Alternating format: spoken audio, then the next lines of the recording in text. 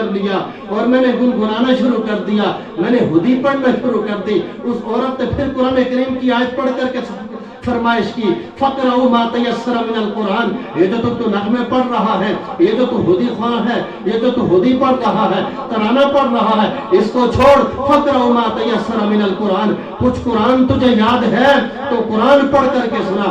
عبداللہ ابن مبارک کہتے ہیں میں نے قرآن کریم کی تلاوت شروع کی تو اس عورت نے جو ہے وہ پھر قرآن کریم کی آیت پڑھ کر کے میری تلاوت کو اور میری بات ماننے کو جو ہے وہ قرآن کریم کی آیت پڑھ کر کے جو ہے وہ اس کا استقبال کیا اور فرمایا وَمَا يَذَّكَّرُ إِلَّا أُولُو الْأَلْبَابِ، کہ نصیحت کی بات سے عقل والے ہی نصیحت حاصل کرتے ہیں۔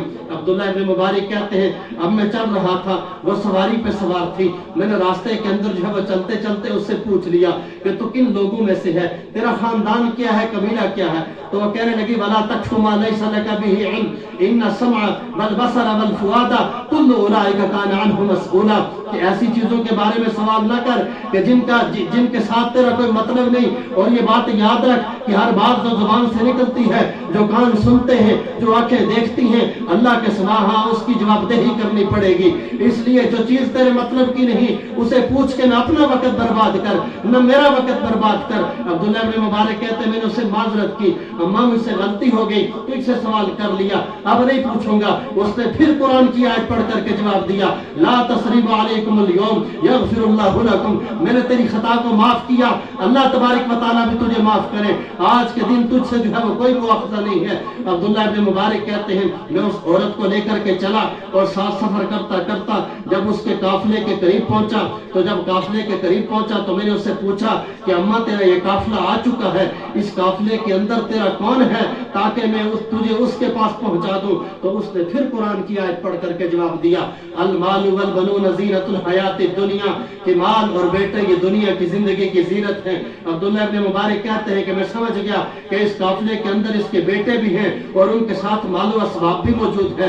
کہتے ہیں کہ میں نے پھر اس عورت سے پوچھا، اس اماں سے پوچھا کہ اماں تیرے قافلے کے اندر تیرے بیٹے کرتے کیا ہیں؟ چونکہ جو قافلے چلتے ہیں ان قافلوں کے اندر لوگوں کی مختلف ڈیوٹیاں ہوتی ہیں، کسی کی پانی پہ ڈیوٹی ہوتی ہے، کسی کی کھانے پہ ڈیوٹی ہوتی ہے، کوئی راستہ دکھانے والا ہوتا ہے، کوئی پیچھے سے چیزیں اٹھانے والا ہوتا ہے۔ تو کہتے ہیں کہ میں نے اماں سے پوچھا اماں تیرے بیٹے جو اس قافلے کے اندر موجود ہیں ان بیٹوں کی ڈیوٹی کیا ہے؟ تو اماں نے پھر قرآن کی آیت پڑھ کر کے جواب دیا وَعَلَامَاتٍ وَبِالنَّجْمِ هُمْ يَهْتَدُونَ، کہ میرے بیٹے جو ہے وہ نشانیاں ہیں اور ستاروں سے راہ پاتے ہیں۔ عبداللہ ابن مبارک کہتے ہیں کہ میں سمجھ گیا کہ اس کے بیٹے قافلے کے رہبر ہیں، راستہ دکھانے والے ہیں، قافلے کو لیڈ کرنے والے ہیں، قافلے کی قیادت کرنے والے ہیں۔ اور جب ہم قافلے کے اندر پہنچ گئے تو میں نے کہا اماں تیرے بیٹوں کے نام کیا ہیں تاکہ میں ان کو جو ہے وہ پکار کر کے ان کو بلا سکوں، تیرے پاس ان کو لا سکوں۔ تو اس نے پھر قرآن کی آیت پڑھ کر کے جواب دیا وَاتَّخَذَ اللَّهُ إِبْرَاهِيمَ خَلِيلًا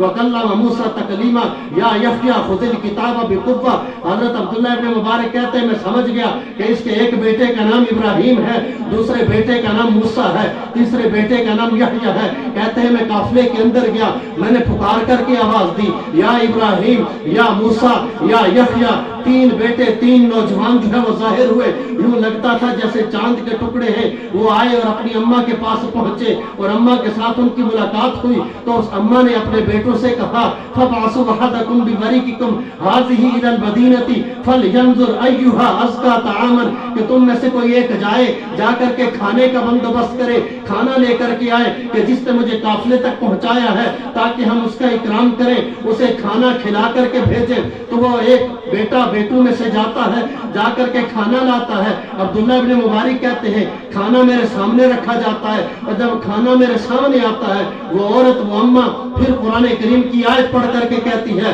کُلُوا وَاشْرَبُوا هَنِيئًا بِمَا أَسْلَفْتُمْ فِي الْأَيَّامِ الْخَالِيَةِ، کھاؤ پیو، اور یہ اس کے بدلے میں ہے کہ جو تو نے پچھلے دنوں کے اندر مجھے قافلے تک پہنچایا، میرا ساتھ دیا، مجھے راہ دکھائی، مجھے اپنی سواری پہ سوار کیا، جو تو نے میرے ساتھ احسان کیا، یہ اس کے بدلے کے اندر ہے۔ اور پھر قرآن کی دوسری آیت پڑھی هَلْ جَزَاءُ الْإِحْسَانِ إِلَّا الْإِحْسَانُ، احسان کا بدلہ احسان کے ساتھ साथ दिया जाता है, नेकी का बदला नेकी के साथ दिया जाता है। तूने मेरे साथ नेकी की, मैं तेरे साथ नेकी कर रही हूँ। अब्दुल्ला इब्न मुबारक कहते हैं, अब जरा बात समझिएगा और तवज्जो से सुनिएगा। इस सारी बात का लुब्बे लुबाब मैं जो आपको बताना चाहता हूँ, इतना लंबा वाकया जो आपको सुनाया है, उसके सुनाने का मकसद क्या है। अब्दुल्ला इब्न मुबारक कहते हैं, मेरे सामने खाना रखा गया तो मैंने कसम उठा ली, अल्लाह की कसम, मैं उस वक्त तक ये खाना नहीं खाऊंगा जब तक मेरे ऊपर इस औरत का हाल जाहिर नहीं हो जाता, कि मैं इसके साथ बात करता हूँ, ये कुरान की आयत पढ़ के जवाब देती, जो भी बात पूछूं हर बात के जवाब में ये कुरान करीम की आयत पढ़ करके जवाब देती है। तो उसके बेटों ने कहा, हजरत जी ये हमारी माँ है और पिछले 40 साल गुजर के चुके हैं, 40 साल से इसकी जुबान पे सवाए कुरान करीम के कोई दूसरा लफ्ज नहीं आया। हम जब भी इसके साथ बात करते हैं ये कुरान की आयत पढ़ करके जवाब देती है, इसकी जुबान पे कुरान के सिवा कोई दूसरा लफ्ज नहीं है। तो अब्दुल्ला इब्न मुबारक कहते हैं, मेरी जुबान से भी बेसाख्ता निकला, ज़ालिका फ़ज़्लुल्लाह युतीहि मन यशा, ये अल्लाह का फजल है, अल्लाह जिसकी निस्बत कुरान करीम के साथ कर दे, ये अल्लाह का फजल है, अल्लाह जिसे ये नसीब फरमा। तो मेरे भाइयों, एक वो वक्त भी था, मर्दों का नहीं औरतों का कुरान के साथ ये ताल्लुक है कि 40 साल गुजर गए, जुबान पे कुरान के सिवा कोई दूसरा लफ्ज नहीं। और एक हम हैं, अपने गिरबानों में झांक के देखें, अपने घरों में झांक के देखें कि हमारे घरों में भी कुरान खुलता है या नहीं खुलता, हम भी कुरान करीम की तिलावत करते हैं या नहीं करते। मेरे भाइयों, इतनी अच्छी महफिल हमने मुनक्कद की, हमने नाते सुनी, तराने सुने, नज़में सुनी, बड़ा प्रोटोकॉल था, बड़ा खर्चा किया गया। अभी मैं यहाँ से छांटी शुरू करूँ और आपसे ये कहूँ कि सच बताओ, खड़े होके बताओ कि किसने इस रमजान में पूरा एक कुरान करीम पढ़ा है, तो कम ही लोग खड़े। मैं छांटी नहीं करता, मैं छांटी नहीं करता, सिर्फ आपको दिखाना चाहता हूँ, आपको आपके गिरबान में आपका मुंह और अपने गिरबान में अपना मुंह डालना चाहता हूँ कि हमारा कुरान के साथ क्या ताल्लुक है। और एक सहाबा थे, अल्लाह के नबी सल्लल्लाहु अलैहि वसल्लम के सहाबा कि कुरान के साथ इतना मजबूत ताल्लुक और कुरान के साथ इतनी मोहब्बत कि अल्लाह के नबी सल्लल्लाहु अलैहि वसल्लम ने एक गज़वा से वापसी पे ऐलान किया कि आज रात की पहरेदारी कौन करेगा। दो सहाबा खड़े हुए, एक मुहाजिर सहाबी और एक अंसारी सहाबी, और कि अल्लाह के नबी आज रात को पहरेदारी हम करेंगे। तो अल्लाह के नबी सल्लल्लाहु अलैहि वसल्लम ने उन दोनों की ड्यूटी लगा दी कि फलां दर्रा है, उस दर्रे के ऊपर आपने ड्यूटी करनी है, वहां से दुश्मन की आने का खादिशा है, आपकी वहां पे ड्यूटी है।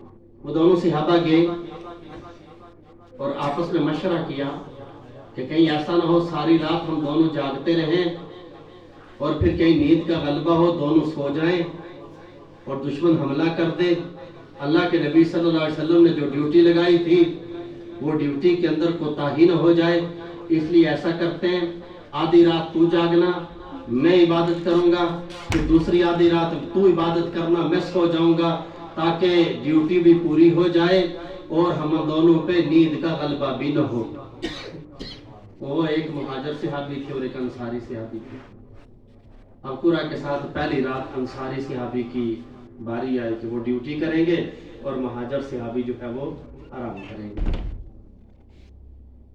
उन्होंने नमाज की नीयत बांध ली। अब दुश्मन भी तलाश करता करता आया कहीं से, उसने देखा कि एक आदमी खड़ा है, उसने तीर मारा, वो तीर उनके जिस्म पे लगा, वो उनका फवारा छूटा, उन्होंने अपनी नमाज को जारी रखा हुआ है, नमाज में कोई खलल है। उसने दूसरा तीर मारा, तीसरा तीर मारा, तो इन्होंने जल्दी से अपनी नमाज खत्म की कि कहीं ज्यादा खून निकलने की वजह से मैं मर ही ना जाऊं और अल्लाह के नबी ने जो ड्यूटी लगाई हो उसमें कोताही न हो जाए। दूसरे सहाबी को जगाया और जब उसने देखा कि दुश्मन ने देखा कि एक की जगह दो हैं, अल्लाह जाने कितने होंगे, वो तो भाग गया।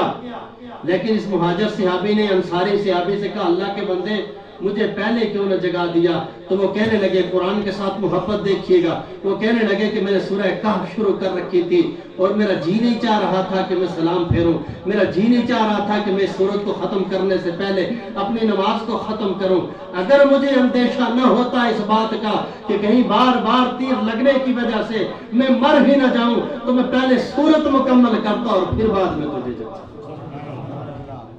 اتنی محبت ہے قرآن کے ساتھ۔ اللہ تبارک و تعالیٰ سے دعا ہے اللہ تعالیٰ ہمیں حضرات صحابہ کرام کا کامل اتباع نصیب فرمائے، قرآن کریم کی محبت نصیب فرمائے، محبت کے صدقے میں اطاعت نصیب فرمائے۔ میرے بھائیو، یہ رمضان المبارک کا مہینہ ہم سے جا رہا ہے۔ رمضان کے مہینے کے اندر اللہ تبارک و تعالیٰ نے مغفرت کے مختلف اسباب، روزہ بھی مغفرت کا سبب، رات کی تراویح بھی مغفرت کا سبب، قیام بھی مغفرت کا سبب، اللہ کے راستے میں خرچ کرنا بھی مغفرت کا سبب، اور پھر ابھی یہ تاکراتیں ان کے اندر بھی اللہ کی عبادت کرنا یہ مغفرت کا سبب ہے۔ اور اللہ تبارک و تعالی ہماری عبادات کو قبول فرمائے۔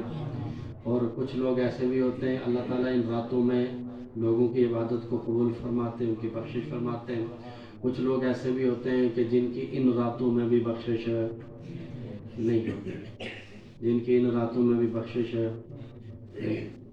ان میں ایک بڑا گنہگار جو ہم میں سے ہر گھر میں موجود ہے، وہ ہے والدین کا نافرمان۔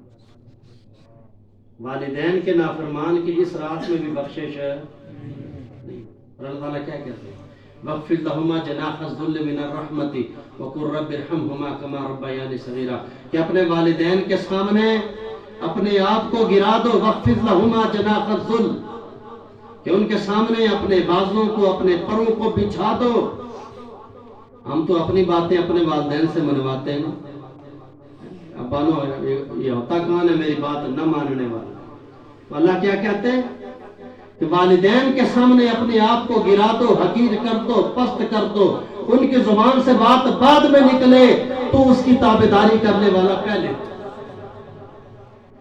اور والدین یہ یا تو جنت کے دروازے یا پھر جہنم میں لے جانے۔ رضا ربی فی رضا الوالدی وسخط الرب فی سخط الوالدی، رب کی رضا والد کی رضا میں ہے اور رب کی ناراضگی والد کی ناراضگی میں۔ تو والدین کے نافرمان کی بھی اس رات بخشش ہے، عادی شراب خور کی بھی اس رات بخشش ہے، جو اپنی شلوار ٹخنوں سے نیچے گراتا ہے اس کی بھی اس رات بخشش ہے، کبیرہ گناہوں کا ارتکاب کرنے والے کی بھی اس رات بخشش نہیں ہوتی، اور قطع رحمی کرنے والوں کی، جو اپنے رشتہ داروں کے ساتھ قطع رحمی کرتا ہے، تعلق توڑتا ہے، ناطہ توڑتا ہے، اس کی بھی اس رات بخشش ہے۔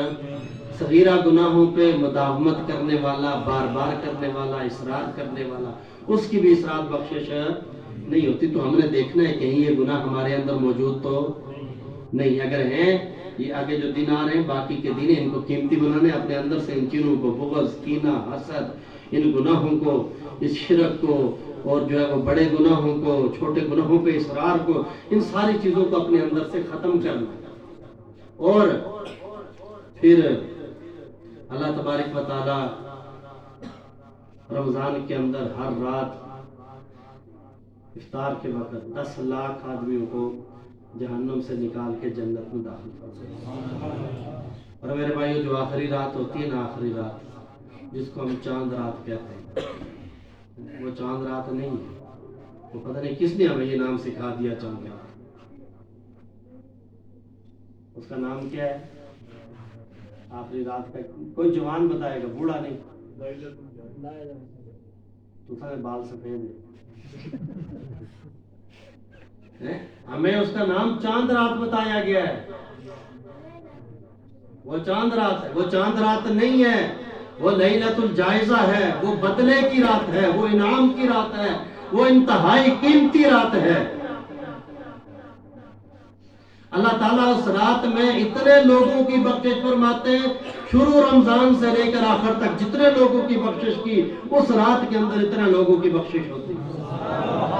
وہ رات تو مسجد کے اندر گزرنی چاہیے تھی، وہ رات تو مصلح پہ گزرنی چاہیے تھی، اور ہماری وہ رات کہاں پہ گزرتی ہے؟ بازار کے اندر۔ جو ہی پتہ چلا چاند نظر آئے، لے موٹر سائیکل مظفر آباد، کلیاں، اور گوالے اور پتہ نہیں کدھر کدھر ہم پہنچے ہوتے ہیں، اور ساری رات پتہ نہیں کدھر رہتے ہیں، اور صبح آتے ہیں سحری کے وقت کوئی پہنچتا ہے، کوئی فجر کے وقت پہنچتا ہے، اور پتہ نہیں عید کی نماز بھی ہوئی کہ نہیں ہوئی۔ حالانکہ وہ تو تھا انعام لینے کا، یہ سارے رمضان میں جو روزے رکھے وہ عیدگاہ میں اللہ تبارک و تعالیٰ جب بندہ عید کی نماز پڑھ کے لوٹتا ہے، کوئی خوشبخت لوٹتا ہے، کوئی بدبخت لوٹتا ہے، وہ تو تھا انعام لینا، اس رات میں اللہ کو منانا۔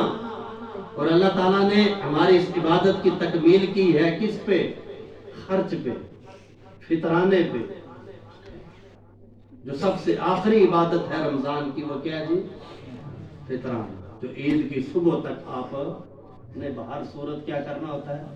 ادا کرنا ہوتا ہے۔ صدقہ فطر جس کو ہم فطرانہ کہتے ہیں، صدقہ فطر کہتے ہیں اس کو، عید کی صبح تک بہر صورت ادا کرنا۔ اور یہ ضمناً ایک بات، ایک پتہ نہیں کسی ساتھی نے ابھی بیٹھے ہوئے تھے دسترخوان پہ، تو کسی نے مسئلہ بھی پوچھا تھا، تو اللہ نے ذہن میں بات ڈال دی، چلو آپ کے ساتھ شیئر کیے دیتے ہیں۔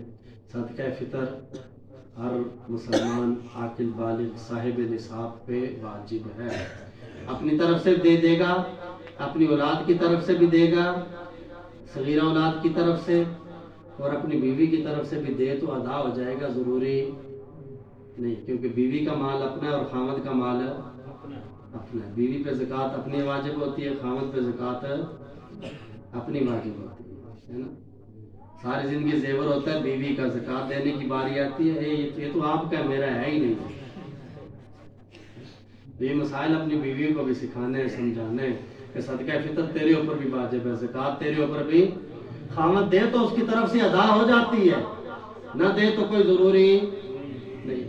اور وہ بچہ جو عید والے دن طلوع فجر سے پہلے پیدا ہوگا، اس کی طرف سے بھی صدقہ فطر، اور صدقہ فطر کے دو مقصد ہیں، صدقہ فطر کے دو مقاصد۔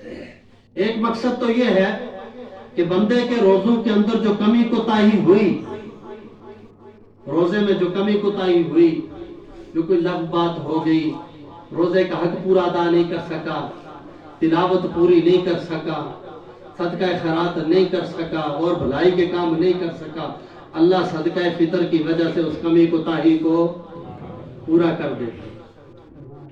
اور دوسرا صدقہ فطر کا مقصد یہ ہے کہ تاکہ ہم غرباء کو بھی اپنی عید کے اندر شامل کریں۔ عید خوشی کا دن ہے، اللہ کے نبی صلی اللہ علیہ وسلم نے فرمایا یہ کھانے پینے اور گھر والوں کے ساتھ ہنسی خوشی گزارنے کا دن ہے، یہ خوشی کا دن ہے۔ تو وہ بندہ کہ جس کے پاس اسباب نہیں ہے، اللہ نے صدقہ فطر واجب کر کے یہ بتا دیا کہ اس کے اوپر خرچ کر کے اس کو بھی اپنی خوشی کے اندر شامل کرو۔ اور اللہ کے نبی صلی اللہ علیہ وسلم نے عملی طور پہ ہمیں یہ کام کر کے دکھایا، غرباء کو اپنی خوشیوں میں شریک کر کے دکھایا۔ بس یہ آخری بات کر کے بات ختم کرتا ہوں۔ اللہ کے نبی صلی اللہ علیہ وسلم جب عید کی نماز واجب ہوئی، تھوڑے آپ ہوشیار ہو کے بیٹھیں گے، جب عید کی نماز واجب ہوئی، اللہ کے نبی صلی اللہ علیہ وسلم نے دوسرے سال جب عید کی نماز پڑھنے کے لیے جا رہے تھے تو اللہ کے نبی صلی اللہ علیہ وسلم عیدگاہ کے قریب پہنچے،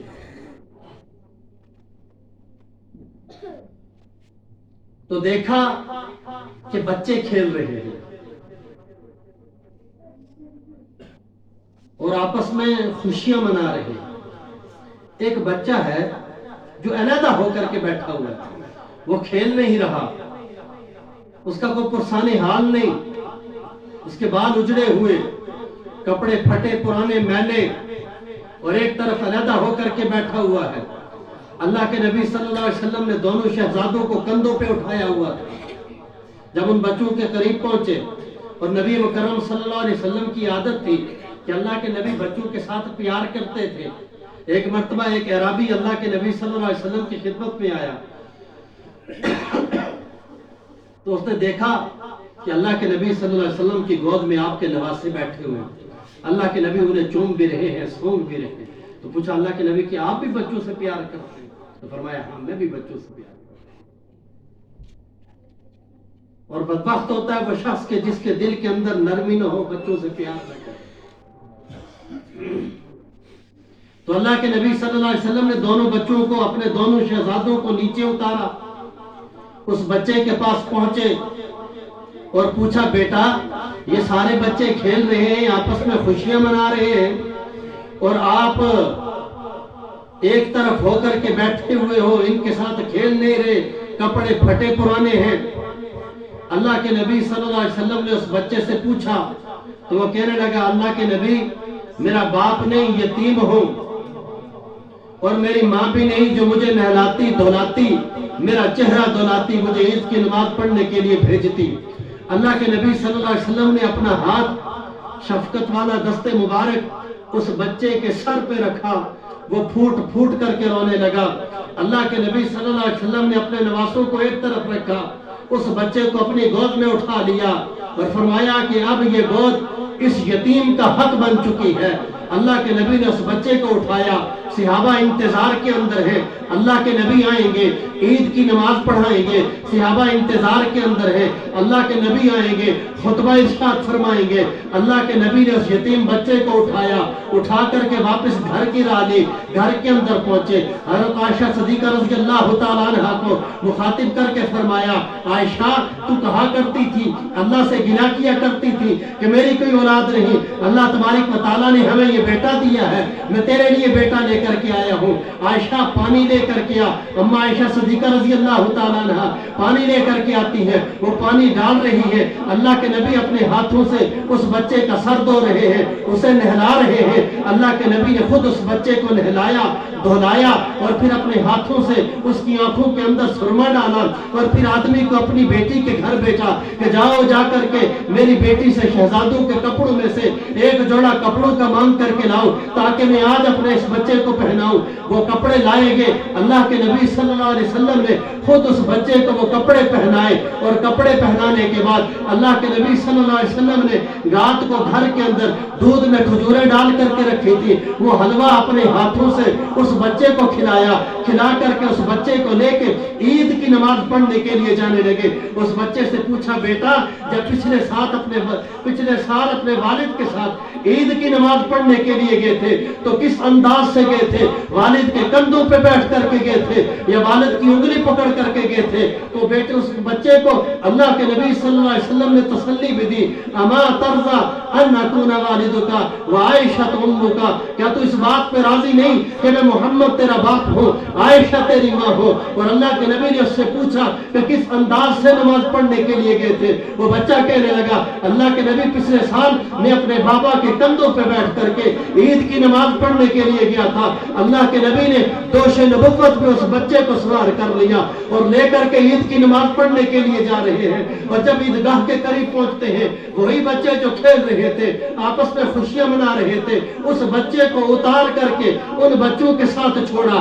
اللہ کے نبی ذرا ہٹ کے کھڑے ہو گئے کہ اس کو روتا ہوا دیکھا تھا، اسے پریشان حال دیکھا تھا، اسے اجڑا ہوا دیکھا تھا، ذرا اسے خوش ہوتا ہوا تو بھی دیکھ لو، ذرا دیکھو تو صحیح کہ یہ بچوں کے ساتھ کیسا خوش ہوتا ہے۔ اور قربان جائیے اس بچے کے مقدر پہ، وہ خوشی خوشی ان بچوں کے پاس جاتا ہے، وہ بچے اس سے پوچھتے ہیں تو اجڑا ہوا تھا، تیرے بال بکھرے ہوئے تھے، کپڑے پھٹے پرانے تھے، تیرا حال کوئی نہیں تھا، تو تیرے اندر یہ تبدیلی کیسے آئی؟ تو بچہ کہنے لگا سنو تھوڑی دیر پہلے میں یتیم تھا، اب محمد کریم میرے ابا ہیں، سنو تھوڑی دیر پہلے میری ماں نہیں تھی، اب اما عائشہ صدیقہ رضی اللہ تعالیٰ عنہ میری ماں ہے۔ اور وہ بچہ اس انداز سے کہہ رہا ہے، وہ سارے بچے سن کر کے کہنے لگے، حسرت اور افسوس کرنے لگے، کاش آج ہم بھی یتیم ہوتے، اللہ کے نبی صلی اللہ علیہ وسلم ہمارے بھی باپ بنتے، اما عائشہ صدیقہ رضی اللہ تعالیٰ عنہ ہماری بھی ماں بنتی۔ تو میرے بھائیوں اللہ کے نبی نے غربا کو اپنی خوشیوں کے اندر اس انداز میں شریک کر کے دکھائے۔ تو یہ ہماری عبادت، یہ تلاوت، یہ آج قرآن ختم ہوا، یہ آج نہیں ختم ہو گیا، یہ تو عبادت جاتی ہے عید تک، اور پھر مسلمان کی چھٹی نہیں، یہ جو پریکٹس کیا پورا مہینہ، آگے ساری سال جو ہے وہ اس کے اوپر امپلیمنٹیشن کرنی ہے، سارے سال اس کی تعمیل کرنی ہے، سارے سال اس کو اپنے اوپر نافذ کرنا ہے۔ تو میرے بھائیو آخر میں آپ سے ایک درخواست ہے کہ اللہ کے نبی صلی اللہ علیہ وسلم کی عادت شریفہ تھی، اور اللہ کے نبی صلی اللہ علیہ وسلم رمضان کے مہینے میں جہاں اور بہت ساری عبادات کرتے تھے، وہاں حدیث کے اندر آتا ہے کہ اللہ کے نبی بہت زیادہ سخی بھی ہوتے تھے اور سخاوت کے اندر چھوڑی ہوئی ہوا سے بھی زیادہ سخی ہوتے تھے۔ میں آپ کی توجہ دلانا چاہتا ہوں ایک بات کی طرف۔ آج غزہ کے اندر، فلسطین کے اندر ظالم ان بچوں کے اوپر بمباری کر کے اور عورتوں کو، بچوں کو، بوڑھوں کو مار رہے ہیں۔ ہم سارے لوگ اپنی استطاعت کے مطابق خرچ بھی کرتے ہیں، دیتے بھی ہیں، مختلف تنظیمیں بھی ہیں جو اکٹھا کر کے مال ان تک پہنچاتے بھی ہیں۔ کسی کو کھانا میسر ہوتا ہے، کسی کو نہیں بھی میسر ہوتا، لیکن کچھ نہ کچھ ہو رہا ہے۔ لیکن ایک جماعت ایسی بھی ہے جو کفر کے سامنے برسر پیکار ہے۔ ساری دنیا کفر مل کر کے ان پہ قابو نہیں پا رہی۔ ساری دنیا کفر کو انہوں نے ناکو چنے چبوائے ہوئے۔ وہ مجاہدین کی جماعت ہے، وہ مجاہدین جو برسر پیکار ہے۔ انہیں بھی کھانے کی ضرورت ہے، راشن کی ضرورت ہے، لڑنے کے لیے اسلحے کی بھی ضرورت ہے۔ اور اللہ کے نبی صلی اللہ تبارک و تعالیٰ نے قرآن کریم میں جو ہمیں مصارف بتائے ہیں، ان مصارف کے اندر زکوٰۃ کے مصارف، صدقہ فطر کے مصارف، خرچ کرنے کے جو مصارف بتائیں، ان میں ایک مستقل مصرف ہے مجاہدین پہ خرچ کرنا۔ تو میری آپ سے دستبستہ درخواست ہے، اللہ کے نبی صلی اللہ علیہ وسلم نے کبھی مسجد کے اندر مانگا نہیں، لیکن جہاد کے لیے، مجاہدین کے لیے اللہ کے نبی صلی اللہ علیہ وسلم نے بھی چندے کی اپیل کی۔ میں آپ سے اس انداز سے اپیل نہیں کر رہا، لیکن آپ کی توجہ دلا رہا ہوں کہ آپ لوگ جب اپنا صدقہ فطر نکالیں، زکوٰۃ خرچ کریں، جب اپنا مال خرچ کریں، تو یہ ضرور سوچئے گا کہ جن مجاہدین کی وجہ سے ہم محفوظ بیٹھے ہیں، آخر اس کفر کے راستے میں کوئی دیوار بن کے کھڑا ہے، تبھی وہ کفر ہم تک نہیں پہنچ رہا۔